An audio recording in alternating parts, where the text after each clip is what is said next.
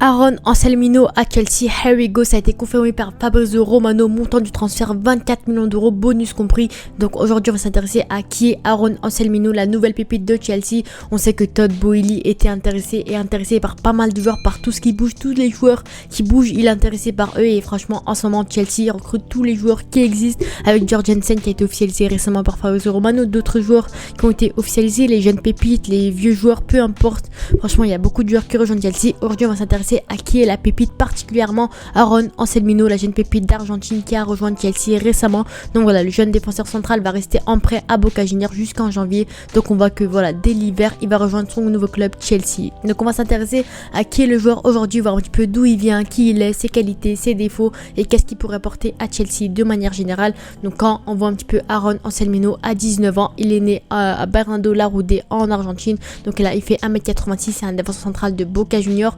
Donc voilà, on va voir un petit peu tout ça. On voit globalement que c'est un défenseur central droitier, donc il joue principalement en tant que voilà, défenseur central gauche principalement. Donc il est sous contrat normalement avec Boca Juniors jusqu'en 2028. Donc il a été acheté 26 ou 28 millions d'euros, 24 millions d'euros, alors qu'il en vaut 3 millions d'euros. Donc franchement, on sait que Chelsea surpaye les joueurs largement, donc c'est très compliqué, mais très bien vendu de la part de Boca Juniors encore une fois.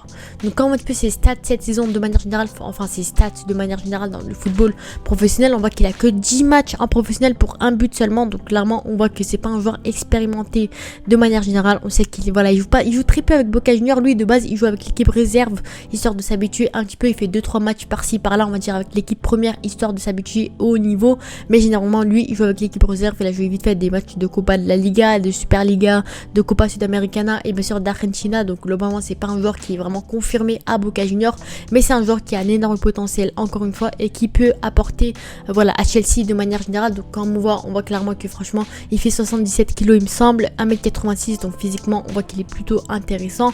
On voit que voilà, défenseur central il est plutôt polyvalent, on va le voir ça dans ses qualités et ses défauts. Donc il joue latéral gauche, latéral droit, peu importe toute la ligne défensive. Il a que 19 ans, il a un gros potentiel et on va s'intéresser tout de suite aux joueurs, à ses qualités et à ses défauts. Donc quand on voit un petit peu Aaron Anselmino, lui quand on voit un petit peu ses qualités et ses défauts, déjà premièrement on remarque qu'il est très bon physiquement, il est très imposant encore une fois, il est très bon en duel physique, en coup d'épaule, en tout ce qui est coup d'épaule et duel direct entre les joueurs, il est très bon. Voilà, je vous ai dit, il fait 1m86 pour plus de 70 kg, donc clairement il est plutôt intéressant. C'est pas les grands joueurs, des gros stocks de 2m90 kg, c'est juste un joueur qui est plutôt imposant physiquement par rapport à son championnat et à son âge, et c'est ça qui est intéressant.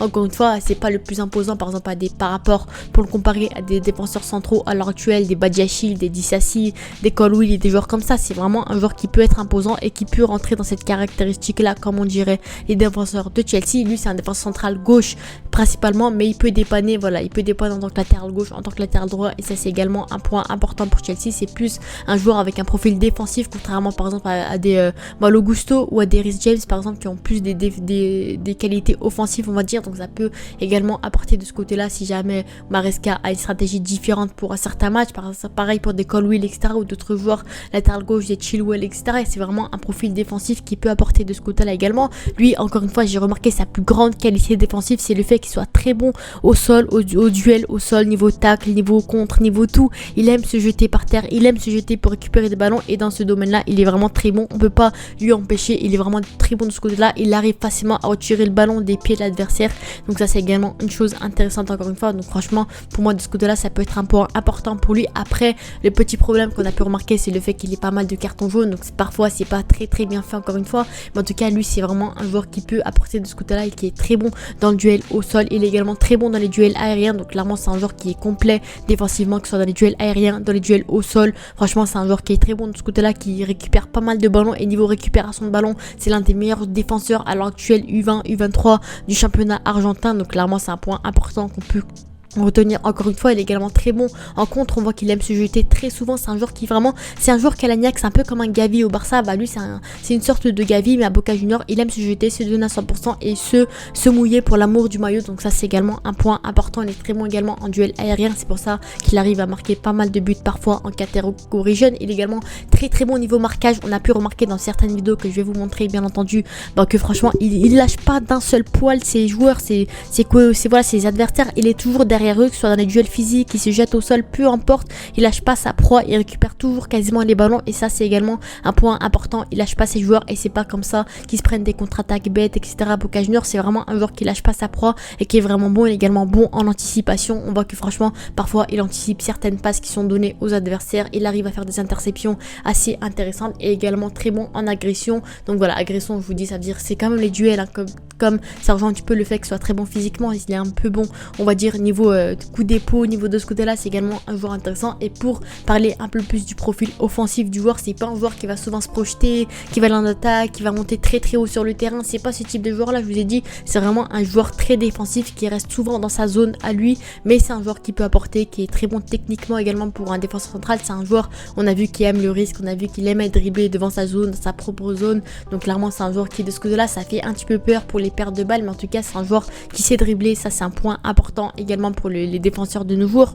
Voilà, c'est un bon joueur en passe également, il aime faire de longues passes, des joueurs, il aime relancer les ailiers également, il aime, voilà, il fait des bonnes passes intéressantes niveau passe court et passe longue, donc de ce côté-là c'est également un point intéressant. Ça peut également rentrer dans le style de jeu de Maresca qui aime jouer en 3-4-3 et qui aime, voilà, commencer du gardien pour finir sur les attaquants, donc ça c'est également un point important qui peut aider dans le style de jeu de Maresca. Et bien sûr niveau vitesse, c'est un joueur qui peut être intéressant, pour moi c'est largement un joueur qui est plus rapide qu'un Disasi ou un Badiachil et ça c'est également un point important. Les défenseurs rapides c'est très important de nos jours, on sait que Maresca également aime jouer haut parfois, donc clairement pour revenir en défense, remarquer un joueur et voilà, récupérer des ballons en contre-attaque, clairement ça peut être un point important. On l'a vu dans certaines vidéos que de ce côté là c'était un point fort pour lui, il arrivait très facilement à revenir du milieu de terrain jusqu'aux défenseurs, jusqu'aux attaquants pour revenir en défense en sprintant, donc clairement ça c'est également un point important. Après bien sûr c'est un jeune joueur, il n'est pas parfait, il y a quelques défauts, voilà, c'est pour moi, je vais pas considérer ça comme des défauts, je vais plus considérer ça comme un point à améliorer, on dirait, de joueur, parce que voilà, il a que 19 ans, il a encore des points à améliorer, il a de très belles qualités, mais il y a des points à améliorer encore, malheureusement le fait qu'il soit beaucoup trop défensif. Après c'est un type de joueur, on va pas lui en voir de ce côté là, toute sa vie ça va être comme ça va être plus un joueur défensif, il est pas très investi offensivement parce qu'il est pas très bon en shoot de loin c'est vraiment très mauvais, lui quand il marque des buts c'est juste de la tête, c'est tout, parce qu'il est bon en duel aérien, mais il est shoot, il est vraiment très mauvais, ça voilà, c'est pas vraiment, on va dire, un gros défaut, on va dire, c'est pas son rôle de marquer des buts, donc franchement de ce côté là on va pas vraiment lui en vouloir, c'est pas un Vincent Kompany, c'est pas un Michael Faye, des joueurs comme ça qui savent marquer de loin, c'est vraiment un joueur qui va se contenter, on va dire, de défendre et de rester dans sa propre zone. Voilà, également il prend très peu de risques également, il aime faire des relances sur les ailiers, etc., mais je trouve que c'est très rare qu'il le fait, il fait vite fait des passes courtes, il aime jouer sur les passes courtes, il prend pas trop de risques, on va dire, niveau passe. Certes au niveau dribble, franchement il est vraiment très fort au niveau technique, il fait pas mal de dribble, il aime jouer, s'amuser, on va dire, avec les attaquants qui lui font un pressing, mais en tout cas mis à part ça c'est un joueur qui prend pas trop de risques, il n'hésite pas également à dribbler, donc ça c'est également un point intéressant, il aime relancer des ballons, et niveau tir je vous ai dit il est mauvais de ce côté là, c'est vraiment les points importants à connaître sur Aaron Anselmino. C'est vraiment un joueur qui aime se jeter par terre, récupérer des ballons, en général s'il fait proprement, mais parfois malheureusement il fait certaines fautes qui sont pas vraiment légitimes, on dirait. Ça c'est vraiment ces points importants qu'on connaîtrait. Il est bon en duel aérien également, il est bon physiquement, de ce côté là c'est des points importants. Défaut peut-être c'est les tirs où malheureusement il est assez mauvais. Niveau anticipation et marquage il est également très bon, donc de ce côté là ça peut être un point important par rapport à des Badiachil ou des Disasi ou peu importe, des joueurs comme ça, des Chalobah de Chelsea qui sont pas vraiment très bon de ce côté là à Chelsea, mais en tout cas c'est vraiment un point important de manière générale. Donc bien sûr je voulais voir également l'effectif de Chelsea en 2025 pour voir un petit peu quel type de défenseur on aura potentiellement, à quoi s'attendre, on va dire, pour l'hiver 2025 potentiellement, parce que pour moi ça peut être également un point important. On sait que le Chelsea a fait pas mal de mercato, pas mal de transferts et encore c'est pas terminé,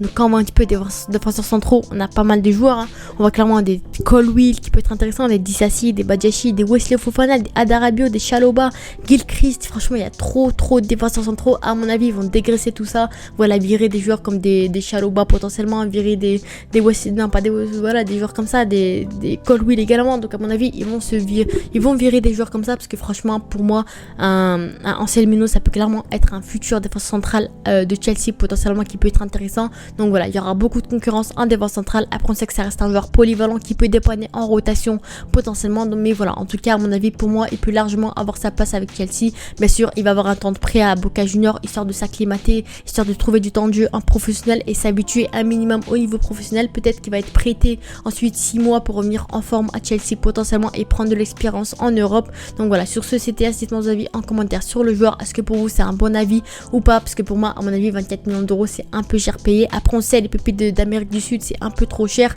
on va pas se le cacher, mais en tout cas pour moi c'est un peu cher payé. Sur ce, dites-moi vos avis en commentaire, on se dit à la prochaine. Ciao.